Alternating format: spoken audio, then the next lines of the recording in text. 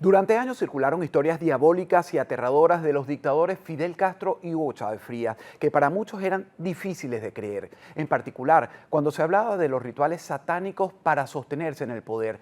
Muchos lo consideraban simple conspiración, otros hablaban de manipulación psicológica, pero esta noche un protagonista rompe el silencio. Les saludo, soy Alejandro Marcano Santelli y esto es Sin Filtro por Univista TV. Todavía llevo el cáncer terminal en algunos momentos y agudo en otros de haber apoyado a Hugo Chávez Frías.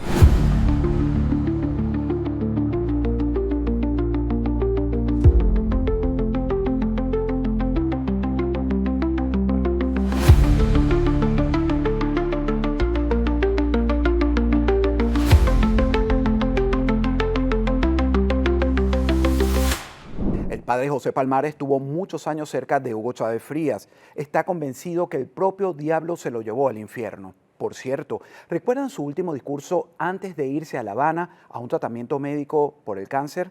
En esa transmisión, una inexplicable sombra apareció tras el dictador. Nosotros y técnicos de televisión no la pudimos explicar. ¡Viva la patria! ¡Viva Venezuela! ¡Vivan los trabajadores! ¡Viva la vida! ¡Hasta la victoria siempre!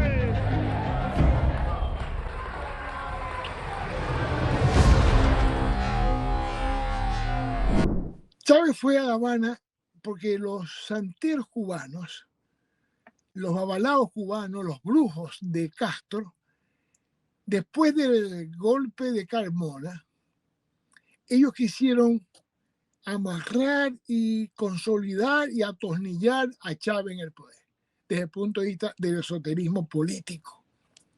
Y por supuesto, tienen que hacerlo en base a un rito de pacto diabólico.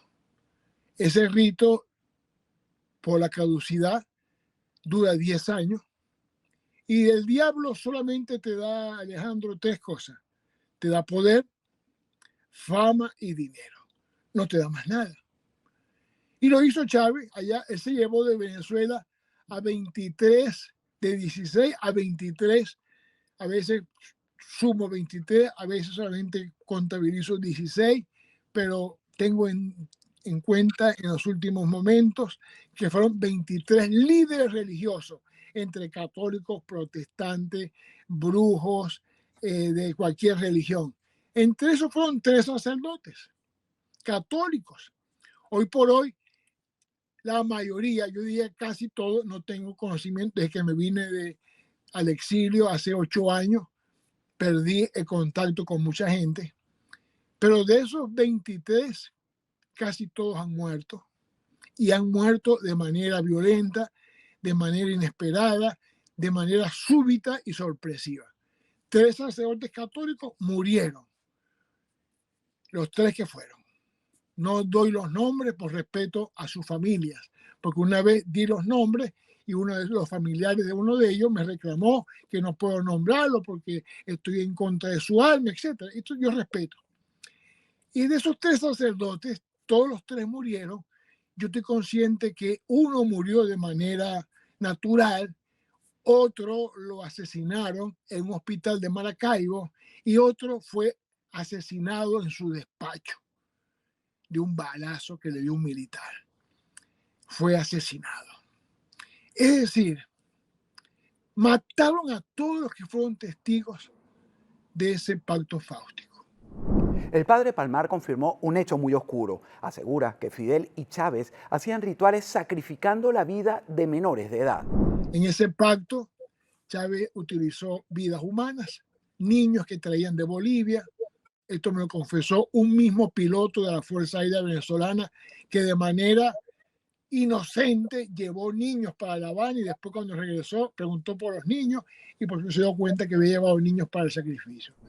El caso de niños que yo sepa era para, él era palero, él hizo, o sea, él cuando fue, cuando Caldera lo libera, y él fue a ese año en 1994, va en diciembre a Cuba, él se hace este, santero, después babalao, palero, y entonces usaba sacrificios de niños y de los lateros también en Caracas, 19 lateros para bañarse con sangre. Eso, bueno, los animales del zoológico del Pinar, el famoso tigre del Pinar, hizo una ceremonia también allá en los Valles del Tuy, en una de esas ciudades donde hizo, no me acuerdo el nombre, fue Santa Teresa, una de ellas, donde hay un cuartel militar, y esa noche también con el tigre del Pinar también hizo ceremonia.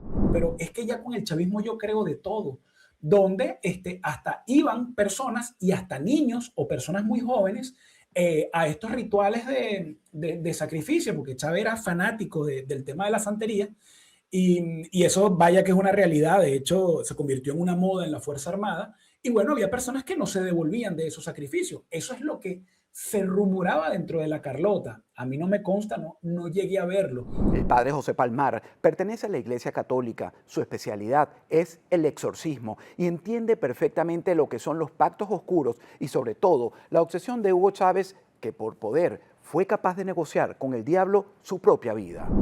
Cuando Chávez me invita a La Habana hace 24 años para que lo acompañe a hacer el pacto fáustico, cosa que yo totalmente me negué. Y ahí comencé yo a ver de que no era un mundo político sano, de que no era un mundo político honesto, de que él era el padre de la criatura de la corrupción galopante. Yo ahí empecé ya a tener conciencia de que estábamos frente a un error. Y recuerdo perfectamente que después que Chávez vino de La Habana, después del 17 de mayo, él me vino a reclamar por qué yo no fui a La Habana. Y yo le dije, no, yo no voy a hacer pactos diabólicos. Y él vio que ya desde ese momento yo estaba en la otra orilla. Pero sin embargo yo estaba almacenando pruebas, Alejandro, porque yo sabía que la oposición en ese momento estaba haciéndole una especie de beneplácito a Hugo Chávez Frías. Tuve 4 años con la nariz tapada, aguantando vejámenes, aguantando humillaciones. Ellos perfectamente sabían, y muchos de ellos me decían, esta es una quinta columna, me decían. Cuidado con el cura Palmar, que es peligroso. Ve que se va a hacer escuálido, me gritaban otros militares. Hasta que en el 2006, el 12 de octubre del 2006, y esto yo lo he dicho al cansancio, en un juego de béisbol en Maracaibo, en el Fuerte Mara, yo allí pude comprobar de manera fehaciente de que Hugo Chávez Frías era el gran comandante de la corrupción, del narcotráfico y del terrorismo en Venezuela. Y ya yo vi que ya ese segundo Chávez no olía a demócrata, olía a comunista. Y luego el Chávez después del 2002, después del Carbonazo, ese fue el Chávez satánico, el Chávez despiadado, el Chávez que ya utilizaba la brujería y utilizaba todo ese esoterismo político para dominar, para coaccionar. Uno de los momentos más polémicos del chavismo ocurrió cuando sectores oficialistas adaptaron el Padre Nuestro a la figura de Hugo Chávez, algo que fue duramente criticado por la Iglesia Católica y por amplios sectores religiosos. Para muchos, aquello representó un límite peligroso, la transformación de un líder político en una figura casi sagrada. Chávez nuestro, que estás en el cielo, en la tierra, en el mar y en nosotros, los y las delegadas. Santificado sea tu nombre, venga a nosotros tu legado para llevarlo a los pueblos de aquí y de allá. No nos dejes caer en la tentación del capitalismo, más líbranos de la maldad de la oligarquía, como el delito del contrabando. Porque de nosotros y nosotras es la patria, la paz y la vida. Por los siglos de los siglos, amén. ¡Viva Chávez!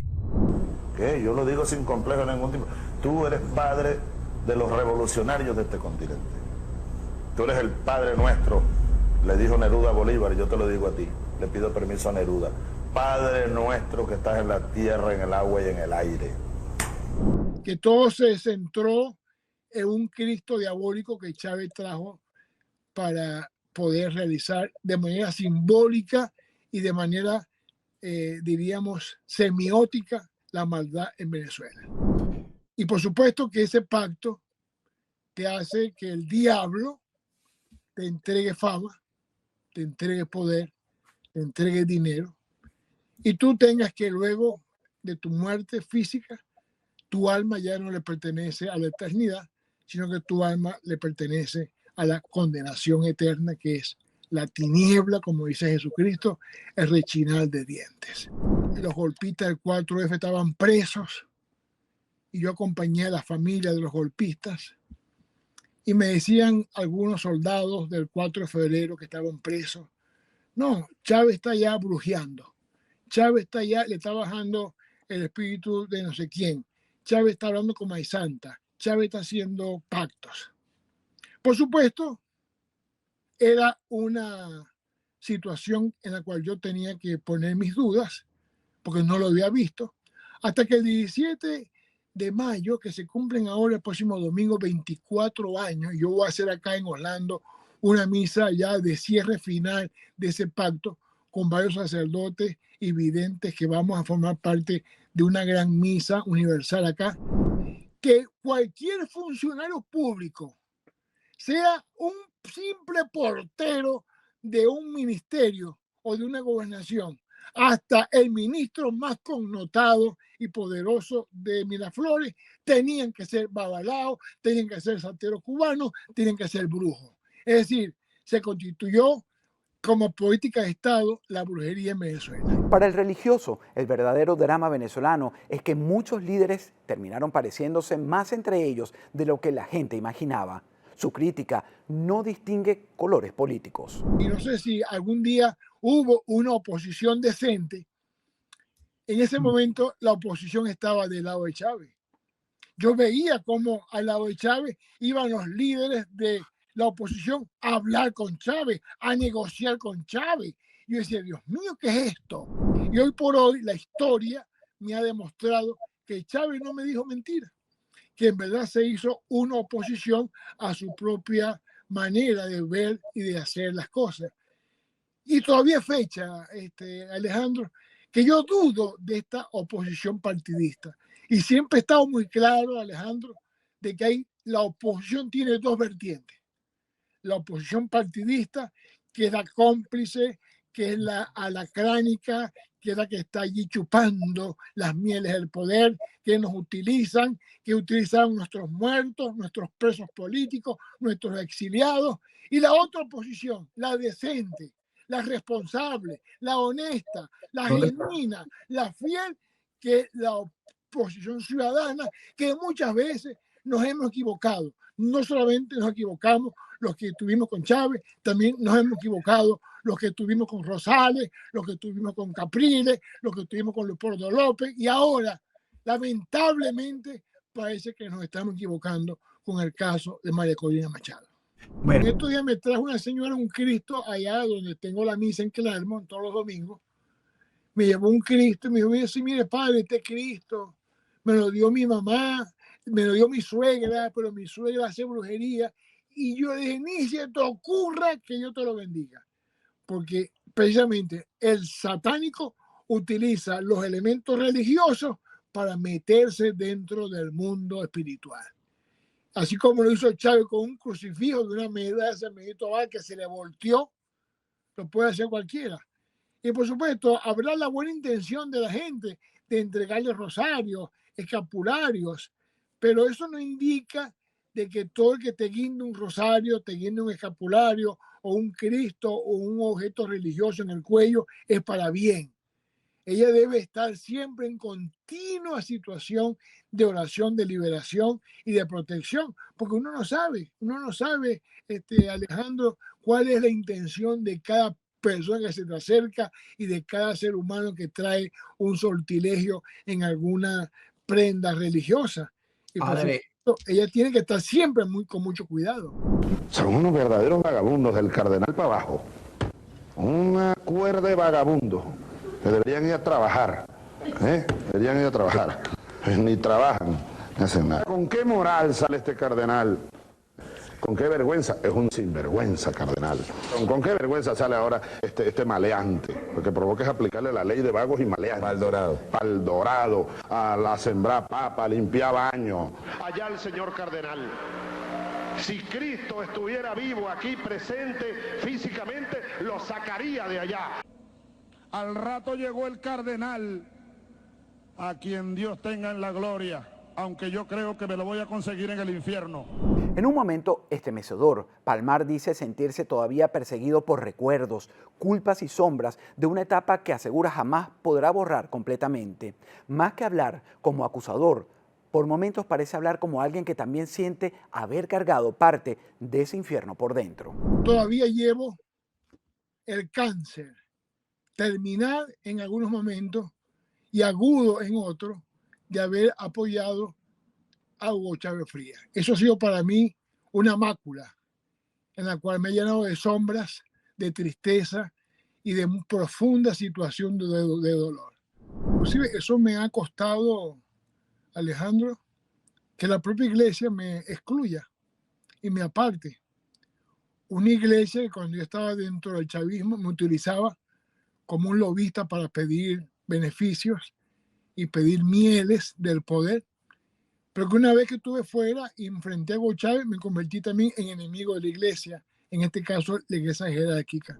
Quizás lo más aterrador de esta noche no fue escuchar hablar de poder, rituales y sacrificios humanos, sino escuchar a un hombre admitir que nadie puede acercarse tanto a la oscuridad sin terminar marcado por dentro. Soy Alejandro Marcano Santelli y esto fue Sin Filtro por Univista TV. Nos vemos en una próxima oportunidad.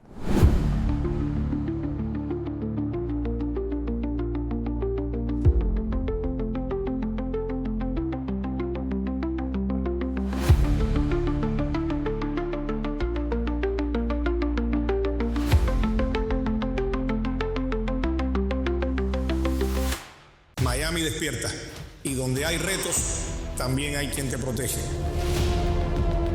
Después de un alza histórica en los seguros en los últimos años, asegurar un auto se convirtió en un reto.